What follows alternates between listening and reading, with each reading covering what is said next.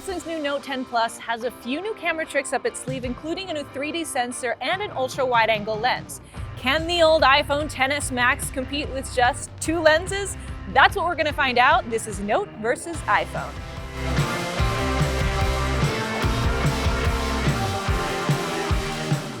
Aside from that new depth of vision camera, the Note 10 Plus has a very similar setup to the Galaxy S10, which edged out the iPhone XS Max in our previous comparisons, so I, for one, was kind of expecting the same results.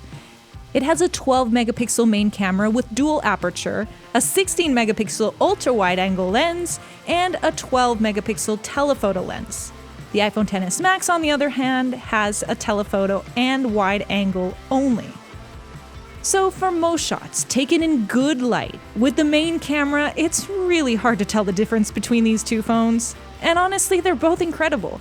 They have great color, contrast, and dynamic range, with just a few subtle differences in color temperature and brightness, but it's not really consistent. Sometimes the iPhone is warmer, sometimes the Galaxy Note 10 is warmer.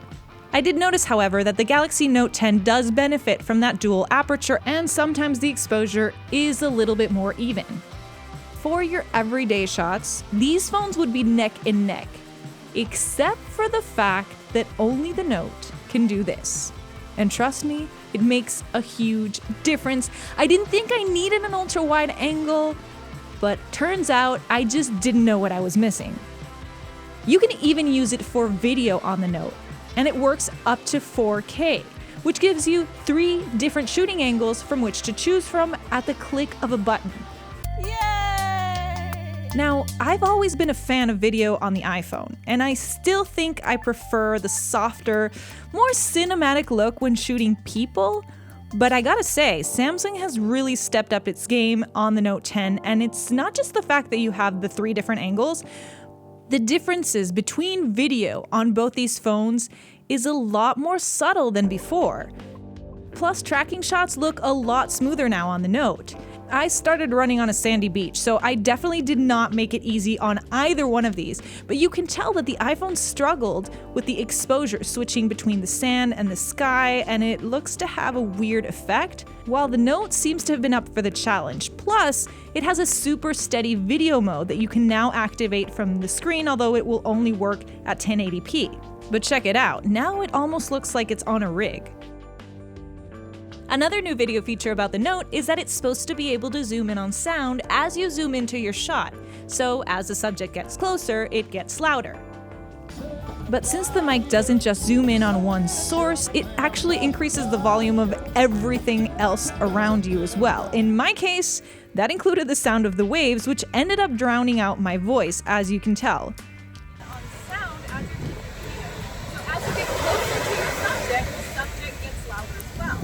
Now you're not tied to it because you can always choose to turn that off in the settings later. Both have time-lapse and slow motion at 240 frames per second, but the Galaxy has super slow motion at 960 frames per second, just like its predecessors, which adds a whole new level of drama. But that only goes up to 720p. So both of these phones have done some kind of blurred background effect for stills. On the iPhone, it's called portrait mode, and on the Galaxy phones, it's called live focus. But the new thing on the Note is that it now does the live focus effect on video. So in theory, you will be able to blur out the background when you're shooting a subject, even in video. So we're gonna test it out, but already it's telling me that it needs to find a face, which obviously I have one in front of me, but it's just not a human face, so I'm not really sure if it only works for human faces. So we're gonna test it out and see if it does the trick. If not, it means that Charlie over here is out of luck. Even with human subjects, it was tough to get live focus video to work correctly. It only works from a certain distance when it detects a face, I think. So moving toddlers was obviously a challenge. And while I didn't end up using live focus video as much as I had hoped I would, for stills, it's a totally different story. Both phones take incredible portraits of people, pets, shoes, or statues, whatever it is that you want to blur the background of. They both also let you adjust the intensity of the blur and add some fun effects. This category, I gotta say, is a toss-up as well. On the one hand, I like the more natural cutout of the iPhone, But the Note also gives you 2 angles for portrait mode to choose from, while the iPhone only does 1. The Note also does portrait mode video on the front camera. I would argue that this is a better use for it because you're probably always going to be facing the front camera when you're doing a selfie video. And again, the Galaxy also gives you 2 different angles to choose from when it comes to selfies. It also produces brighter low-light selfies, and that's another area where the Note has improved. The Note 10 has a new night mode, so in theory, this would allow you to take better photos in less than ideal lighting conditions, like what you're seeing here. We're at the Aquarium by the Bay at Pier 39 in San Francisco to see how these 2 phones do in low light with these amazing sea creatures around me.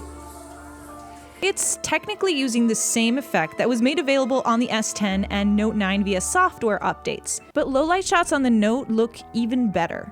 They definitely outshine the iPhones. Even when I didn't use the designated night mode, it seemed like the Note still beat out the iPhone for low-light shots. Now, low-light video, though, was a little bit tougher to choose because the iPhones, while not as bright, did look more natural and true to life, at least the colors did to me, whereas the Note kind of exaggerated the blues in the underground aquarium. And then you have all the bells and whistles, which the Note seems to have plenty of. Another neat little trick about the Note is that it lets you use the S Pen to control the camera remotely using the button and gestures. So over here I can take a picture, or if I just swipe right, I can change modes, or even swipe up to change the camera. You have new AR doodles, which use the 3D sensor to draw on your subject. My little drawings even followed Lexi when she left the scene and came back. However, you're probably never going to use this, let's be honest. There's also a built-in video editor that lets you trim, rotate, or add a filter to your clips. You can also add clips together from your video library. That said though, the iPhone will be getting native video editing in iOS 13, including the ability to rotate video. I gotta say, the iPhone XS Max put up a good fight considering it is last year's model. It delivers great video, great photos, and fantastic portraits. However, at this very moment, the Note just has more to offer. And I'm not talking about those gimmicky features. Those are kind of hit or miss, they're just there. I'm more referring to things like the ultra wide-angle lens, the brighter night shots, the smoother video. And if you're looking to take your phone photography to the next level, you just have more tools to get you there. But that's just my opinion. Who do you think won this camera comparison? The Note or the iPhone? Let me know in the comment section below or on Twitter. And also let me know what other phones you'd like us to see compared next.